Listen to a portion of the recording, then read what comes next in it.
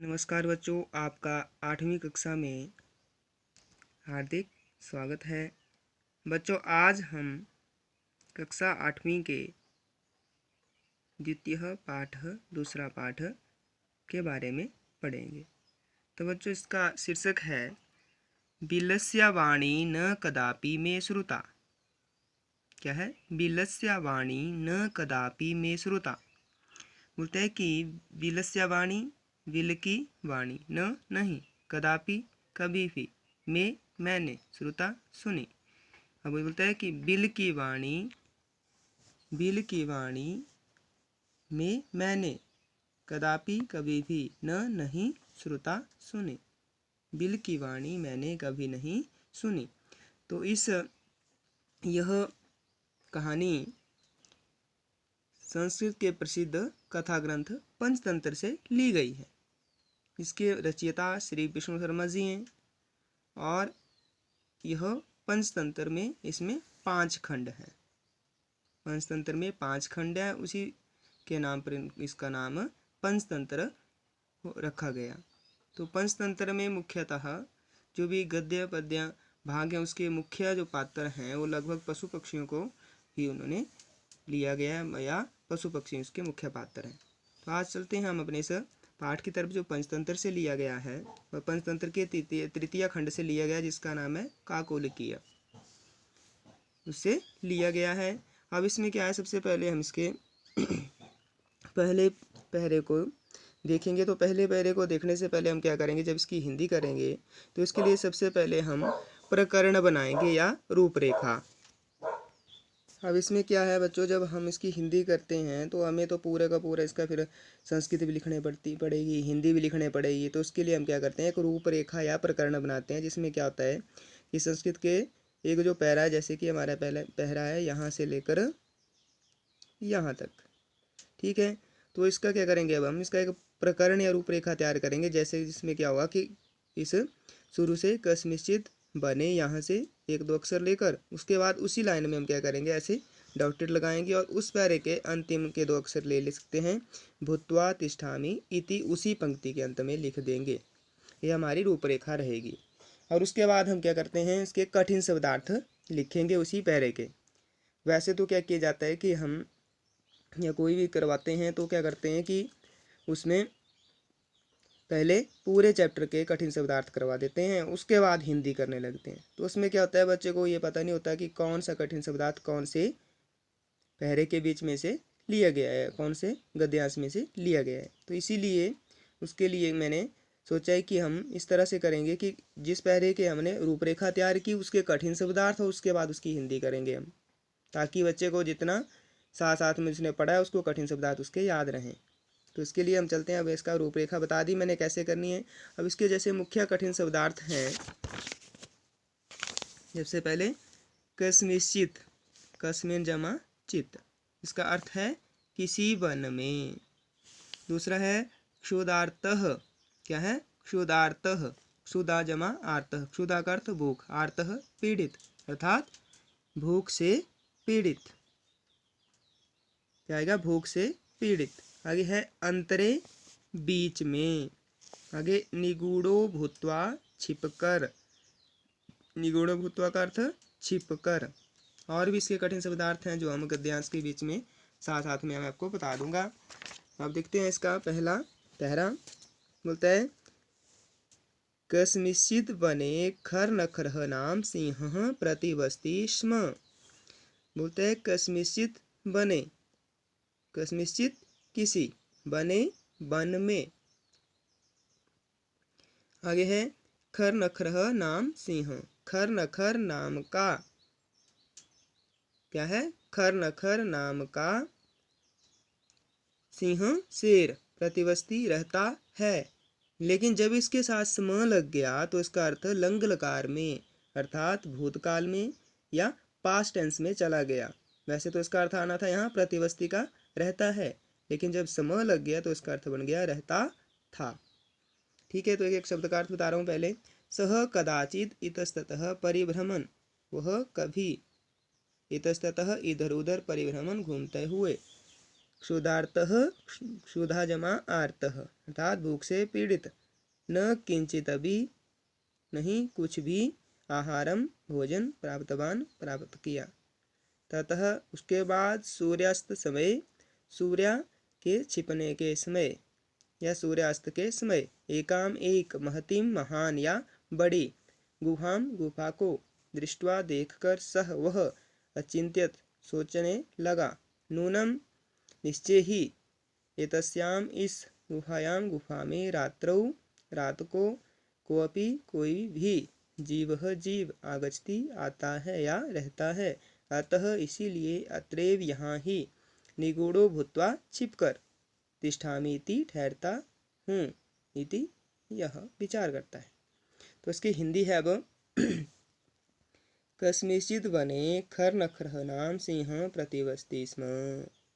किसी वन में खरनखर नाम का एक शेर रहता था। सह कदाचित इतस्ततः परिभ्रमन्, कि वह कभी इतस्ततः इधर उधर घूमते हुए, इतस्ततः का अर्थ इधर उधर, परिभ्रमण घूमते हुए, क्षुधार्तः भूख से पीड़ित या भूख से व्याकुल, न किंचित अपि आहारम प्राप्तवान, कुछ भी आहार प्राप्त नहीं किया या उसे कुछ भी प्राप्त नहीं हुआ।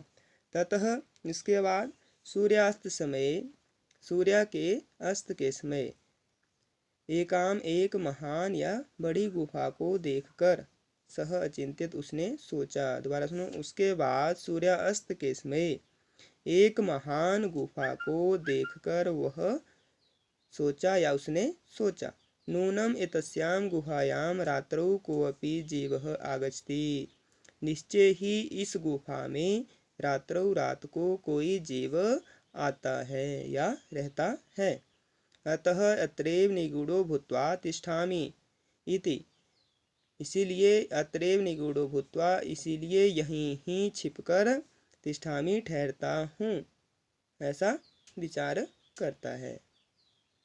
उसके बाद हमारे पास है दूसरा पैरा, इसमें बोलता है अब इसमें भी सबसे पहले क्या करना है, हमने इसका क्या करना है, एक रूपरेखा या प्रकरण बनाना है।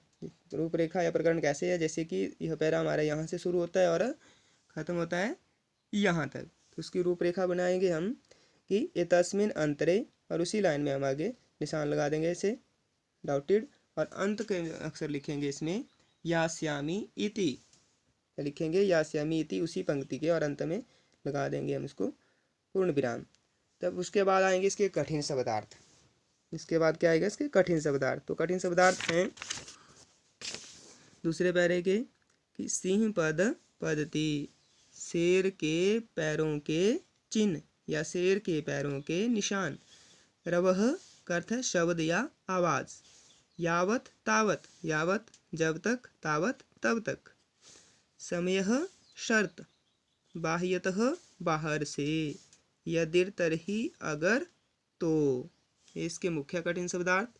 अब आगे हैं इसके बीच में जो कठिन शब्दार्थ रहेंगे, बोलते हैं एतस्मिन, इसके अंतरे बाद में, गुहायाम गुफा के, स्वामी ही स्वामी, दधिपुच्छः दधिपुच्छ, नाम श्रृगालः नाम का श्रृगालः गीदड़, समागच्छत आ गया, सह च और वह, यावत जहाँ तक, यावत जब तक या जहाँ तक, पश्यति देखता है, तावत वहाँ तक, सी पद पद्धति शेर के पैरों के चिन्ह या शेर के पैरों के निशान, गुहायाम गुफा में, प्रविष्टा दृश्यते प्रवेश होने के, दृश्यते दिखाई देते हैं, न च बहिरागता और बाहर आने के नहीं, श्रृगालः अचिंत्यत गीदड़ ने सोचा, अहो अरे, विनष्टो अस्मि, विनष्ट अर्थात नष्ट होना, अस्मि हूँ या मैं नष्ट हो गया।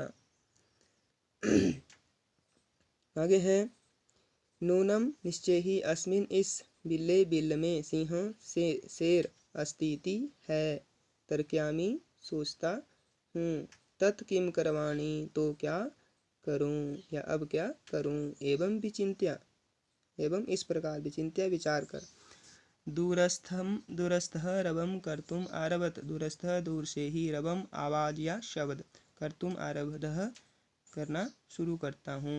भो विल अरे, भोकत अरे, विल विल, भो विल अरे विल, किम न स्मरसि क्या याद नहीं है, यन मया कि मेरे द्वारा, त्वया तेरे से, सह साथ, समयः शर्त, कृतो अस्ति की है, यत् कि यदा अहम बाह्यतः प्रति आगमिष्यामि, कि यदा हम जब मैं बाह्यतः बाहर से प्रति आगमिष्यामि लौटकर आऊँगा, तदा तब त्वं माम आकारिष्यसि, तुम मुझे आकारिष्यसि बुलाओगे या पुकारोगे। यदि तुम माम न आवाह्यसि, कि अगर तुम मुझे नहीं आवाह्यसि बुलाओगे, तर्हि अहम द्वितीयं बिल्लं यास्यामि, तर्हि तो अहम मैं दूसरे बिल में चला जाऊंगा, ऐसा बोलता है। तो उसकी अब हिंदी है। होता है एतस्मिन् अंतरे गुहायाः स्वामी दधिपुच्छ नाम श्रीगालः समागच्छत्। इसके बाद गुफा का स्वामी दधिपुच्छ नामक गीदड़ आ गया। सह च यावत् पश्यति तावत् सिंहपदपद्दी गुहायां प्रविष्टा दृश्यते, और वह जहाँ तक देखता है वहाँ तक शेर के पैरों के चिन्ह गुहायाम गुफा में प्रविष्ट होने के दिखाई देते हैं। न च बहिरागता, और बाहर आने के नहीं। श्रीगालः अचिंत्यत, गीदड़ ने सोचा, अहो अरे विनष्टोऽस्मि, कि मैं मारा गया। नूनम अस्मिन् बिल्ले सिंह अस्ति इति, निश्चय ही इस बिल में शेर है। तर्कयामि, विचार करता है। तत् किम करवाणि, तब क्या करूं। एवं विचिन्त्य, ऐसा विचार करके, एवं विचिन्त्य दूरस्थः रवुं कर्तुम् आरभत, ऐसा विचार करके दूरस्थः दूर से ही आवाज़ करना शुरू कर देता है। क्या बोलता है, भो बिल, भो बिल अरे बिल, अरे बिल, किम न समरसि, कि क्या याद नहीं है, यन मया त्वया सह समयः कृतो अस्ति, कि मैं यन मया कि मेरे साथ, तो यन मया कि मेरे द्वारा, त्वया सह तेरे साथ शर्त की है, यत कि यदा अहम बाह्यतः प्रत्यागमिष्यामि, कि जब मैं बाहर से लौटकर आऊँगा, तदा त्वं माम आकारिष्यसि, तदा तब तुम मुझे बुलाओगे या पुकारोगे। यदि त्वं माम न आवाह्यसि, कि अगर तुम मुझे नहीं बुलाते हो, तर्हि तो अहम द्वितीयं बिल्लं यास्यामि इति, कि मैं दूसरे बिल में चला जाऊंगा, ऐसा बोलता है। उसके बाद तीसरा गद्यांश अथ, इसका भी वही ऐसे जैसे मैंने पहले किया प्रकरण या रूपरेखा तैयार करते हैं। तो इसकी रूपरेखा रहेगी अथ एतत् श्रुत्वा सिंह, उसके बाद डॉटेड डॉटेड लगा निशान लगेंगे, उसके बाद अंत में उसी लाइन में आ जाएगा, क्या आ जाएगा, भवेत। ठीक है, तो बोलता है अथ एतत् श्रुत्वा सिंह अचिंत्य। तब इसके इस पहरे के, इसमें एक श्लोक भी है, इसके कठिन शब्दार्थ रहेंगे हमारे पास। क्या आएगा इसमें, पहले बेपथु अर्थात कंपन, तीसरे में फिर क्या आएगा, हस्त पाद आदि कहा, तो हाथ पैर आदि से संबंधित। भय संत्रस्त मनसाम, डरे हुए मन वालों का। तत्श्रुत्वा, वह सुनकर। होता है अत एतत् श्रुत्वा, उसके बाद एतत् श्रुत्वा, ऐसा सुनकर, सिंह चिंतित, शेर ने सोचा, नूनम निश्चय ही, ऐसा इस गुफा स्वामिनः स्वामी सदा सम आवाहनम करोति, सदा हमेशा सम आवाहनम आवाहन करता है। परंतु मदभयात मेरे डर से, न नहीं किंचित कुछ भी, वर्ती बोलता है, अथवा साध्वम इदम उच्यते, साधु इदम उच्यते, अर्थात ठीक ही कहा गया है। बोलते हैं भय संत्रस्त मनसाम हस्तपाद आदि का क्रिया प्रवर्तन्ते न वाणी च बेपतुश्च अधिको भवेत्। भय संतृप्त मनसाम, डरे हुए मन वालों की। हस्तपाद आदि कहा कि हाथ और पांव आदि की क्रियाएं, ठीक है, प्रवर्तन्ते नहीं होती हैं, वाणी च और वाणी भी, बेपथु च अधिको भवेत, और क्या बोलता है, कंपन भी अधिक होती है। बेपथु कंपन च और अधिक अधिक होती है। ठीक है, अब इसके बाद इसकी हिंदी पूरी। एतत् श्रुत्वा, अब इसके बाद एतत् श्रुत्वा ऐसा सुनकर सिंह चिंत्य शेर ने सोचा, नूनम एषा गुहा स्वामिनः सदा समावाहनम करोति, निश्चय ही इस गुफा का स्वामी सदा समावाहनम करोति, कि यह अपने निश्चय ही यह गुफा अपने स्वामी का हमेशा आवाहन करती है। परंतु मदभयाद न किंचित वदति, परंतु मेरे डर से कुछ नहीं बोल रही है। अथवा साधु इदम उच्यते, ठीक ही कहा गया है। क्या बोलते हैं कि भय संतृप्त मनसाम हस्तपादादि क्रिया प्रवर्तन्ते न वाणी च, बेपथु चाधिको भवेत। क्या कहा गया है, बोलता है कि भय संतृप्त मनसाम, बोलता है डरे हुए मन वालों की, हस्तपाद आदि क्रिया कि हाथ पैर से संबंधित क्रियाएं, और बेपथुच आदि कहा और मुख से संबंधित क्रियाएं, अर्थात बोलता है कि और मुख से बेपथुच आदि कहा वाणी, अर्थात बोलता है कि मुख से वाणी भी या मुख से बोलना भी नहीं हुआ करता, अर्थात मुंह से बोला भी नहीं जाता, और न वाणी प्रवर्तन्ते, बोलता है कि मुख से बोला भी नहीं जाता, च बेपथु कहा च अधिक वेद, और क्या होता है, कंपन भी अधिक होता है। बेपथु कंपन च अधिको अधिक, और कंपन भी अधिक होता है। दोबारा सुन सकते हैं श्लोक की हिंदी। बोलता है डरे हुए मन वालों की हाथ पांव आदि की क्रियाएं, और मुख से न वाणी प्रवर्तन्ते, और मुख से बोलना भी नहीं हुआ करता, बेपथु च अधिको विवेद, और कंपन भी अधिक होता है। इसके बाद आगे है हमारे पास अंतिम गद्यांश। तो इसमें आता है पहले इसका रूपरेखा या इसका प्रकरण, यहाँ से तद अहम अस्या आवाहनम, और इसके बाद इसी के अंतिम अक्षर आ जाएंगे कदापि में श्रोता, ये प्रकरण बन जाएगा। और उसके बाद इसके कठिन शब्दार्थ आएंगे।